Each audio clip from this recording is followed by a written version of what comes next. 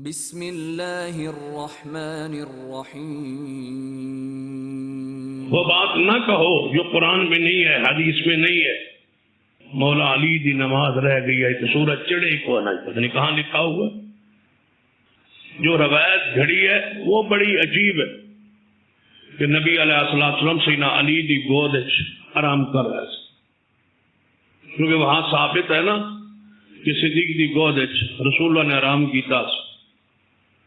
تو جنہاں مقابلہ فاضی شروع کی تھی اسلام انہاں پھر کوئی این کی روایت بھی دے گھڑنی سی نا کہ نبی علیہ الصلوۃ والسلام کا علی کی گود میں بھی سونا ثابت ہو جائے۔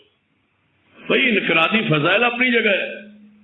امام احمد بن حنبل فرماتے ہیں کہ میں نے پورے غور سے دیکھا ہے جتنے انفرادی فضائل سیدنا علی کے ثابت ہیں اور کسی شخص کے ثابت ہی نہیں۔ یہ مقام ہے علی رضی اللہ تعالی، اس سے بڑی فضیلت کیا ہے؟ اللہم صلی علی محمد وعلی آل محمد صلی اللہ علیہ وسلم۔ ہر نماز کے تشہد میں درود و سلام جاری ہے شیر خدا پر، علی رضی اللہ تعالیٰ عنہ پر۔ اس سے بڑی فضیلت عظمت کیا ہو سکتی ہے؟ ذرا روایت پہ غور کر جو مشہور ہے کہ سیدنا علی رضی اللہ تعالیٰ کی گود رسول آرام کر رہے سن تو نماز اثر دا وقت ختم ہو گیا، سورج غروب ہو۔ سیدنا علی دی نماز اثر رہ سورج غروب ہو، جو نبی پاک جاگے تے مولا علی رو رہے۔ فرمایا علی رو کیوں رہے ہو؟ فرمایا میری نماز اثر فوت ہوئی رہ گئی۔ فرمایا قضا پڑھنا چاہتے ہو یا ادا؟ یعنی قضا ہی پڑھ لو گے یا اپنے وقت پڑھنا چاہتے ہو اثر دے وقت؟ یا رسول اللہ قضا تے پھر علی دی نماز تے قضا، میں تے اپنے ٹائم ایک وقت ہی پڑھنا چاہنا۔ نبی علیہ السلام سورج نو واپس بلایا، اثر کا ٹائم شروع ہو گیا دوبارہ، مولا علی نے نماز پڑھی، پھر سورج غروب ہو۔ ہن تسی پوری روایت پہ غور کرو۔ نبی پاک سو رہے سن علی دی گود، علی دی نماز اثر رہ گئی تو رسول اللہ پڑھ کے سوتے سن۔ جب رسول اللہ پڑھ کے سوئے تھے تو پھر میرے علی کہاں تھے؟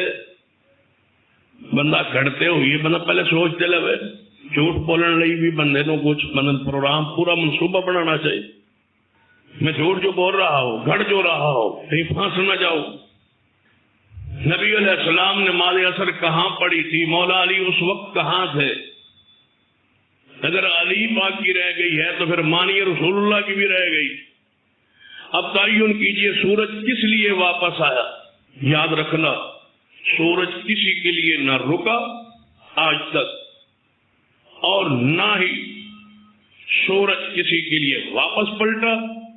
ہاں ایک شخص ہے جس کے لیے سورج رکا تھا اور وہ سیدنا یوشع بن نون علیہ الصلوۃ والسلام، یہ اللہ کے نبی تھے اور حدیث صحیح بخاری میں جہاد جاری تھا کفار کے ساتھ۔ سیدنا یوشع بن نون سپہ سالار تھے، نبی تھے۔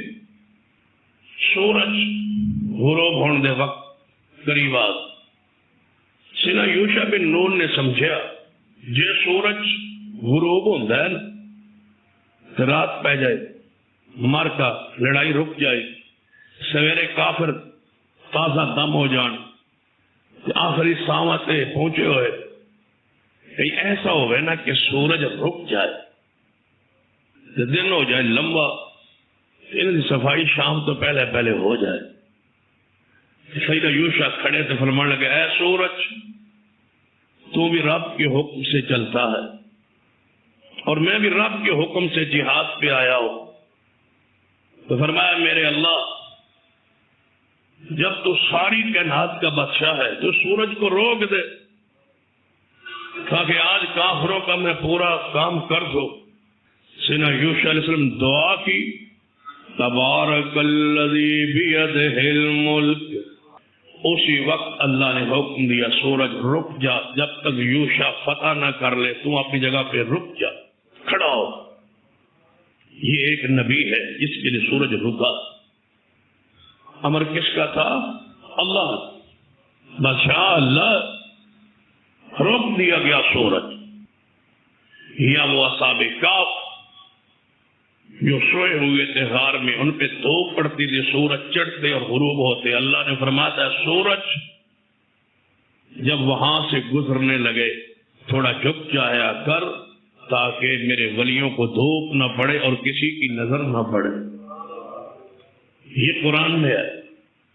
اگر سیدنا علی کے لیے سورج رکتا تو اللہ کی قسم قرآن سے حدیث سے ثابت ہوتا تو ہم بیان کرتے. اصحاب کہف کی کیا حیثیت ہے شیر خدا کے مقابلے میں، لیکن بات ثابت نہیں ہے.